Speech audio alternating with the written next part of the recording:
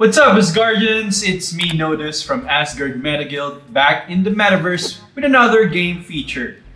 In this video, we will be talking about Last Horde, an upcoming NFT trading card game that you should definitely look out for. But before that, be sure to hit the subscribe button and notification bell icon to be updated with what's latest from Asgard Meta Guild. So, are you ready to know more about Last Horde? Let's dive in!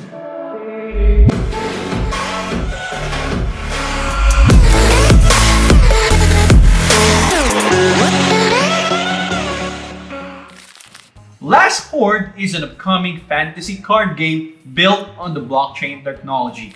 Following the concept of a trading card game, Last Horde will play similar to games like Magic, The Gathering, Yu-Gi-Oh!, and Hearthstone.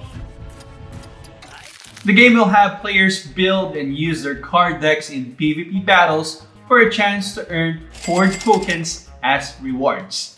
Being a fantasy game, fans of popular fantasy works like Magic, The Gathering, Dungeons & Dragons, and even popular fantasy games like the Witcher series might find Last Horde very relatable.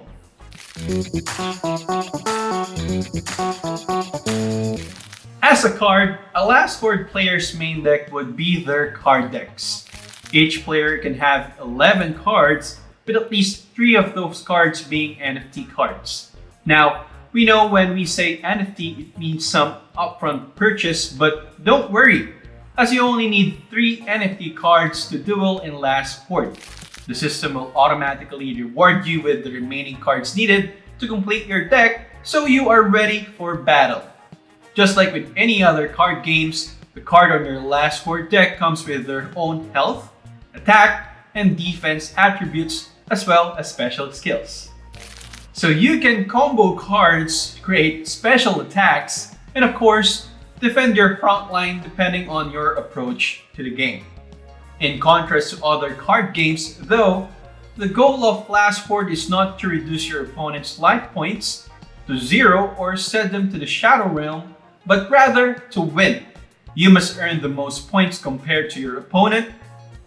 Earning points can be done mainly by dealing damage or by destroying your opponent's card.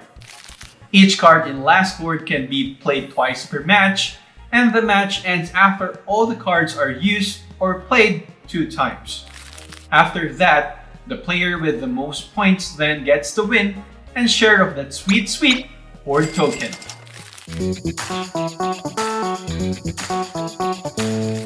The Horde token is Last Horde's main utility token for the game. It can be earned as rewards for completing in-game quests and winning matches. Being a utility token, players can use Horde to purchase and sell NFT cards on the Last Horde's marketplace once it goes live, and the number of Horde that a player has can also affect how many daily battles they can participate in.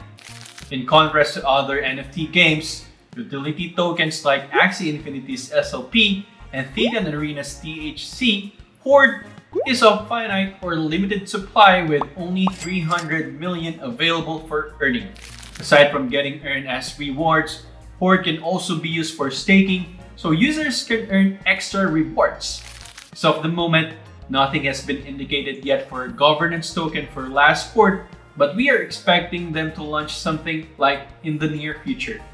Governance token can be of big importance for NFT or cryptocurrency project, as it allows for community participation for key decisions and updates. As of the moment, Last Horde is still in development, but they are planning to launch the game within the first quarter of 2022. Together with the game launch is also the launch of the marketplace where players can start buying and selling NFT cards. The game will be available first on PC, but later this year, a mobile app is planned to be launched for mobile users. Together with that, new game modes such as PvP, as well as esports tournament, are also included in Last Horde's roadmap. But perhaps the most exciting entry into the Last Horde's roadmap is the expansion of the experience with a new RPG game connected to Last Horde. So is the Last Horde a game that you should look out for? Well, let's talk about advantage and disadvantages.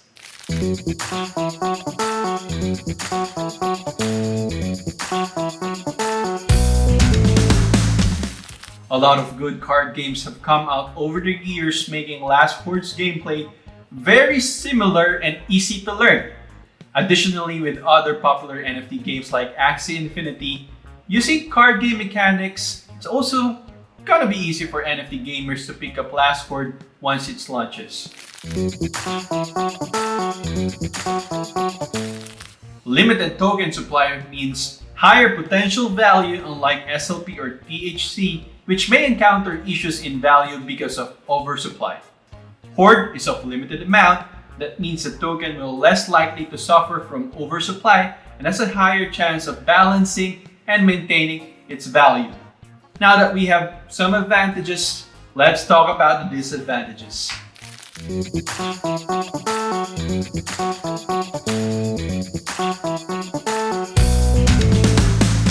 As mentioned earlier in the video, Last Horde does not yet have a governance token, nor it is included in their roadmap. Governance token plays a big part in community participation in cryptocurrency projects because they grant voting and management powers to end users so they can have a say on major change and update to the game. That's lacking with Last Horde right now is information. While we have an idea on what the game looks like and how it plays, we are yet to know how other key concepts such as possible burning mechanism, vesting periods, and even additional game mechanics, if there are any, perhaps we get to learn more along the way. We'll soon find out. The economy? How will it work? Now, we did say that the limited supply of Horde can mean a higher value potential, but at the same time, one big question: how will the economy work then?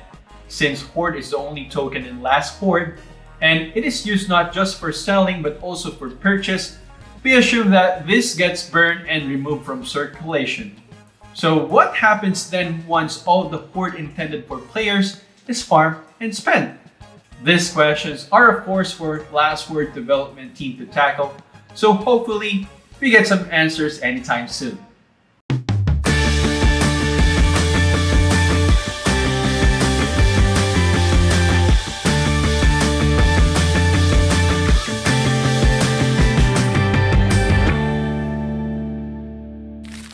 And that's it! We hope you learned something new today for Last Horde. What do you think about the game? Is it yay or nay? Also, be sure to hit that subscribe button and notification bell to be updated with what's latest from the Asgard Meta Guild. Until next time, Metaverse, see you!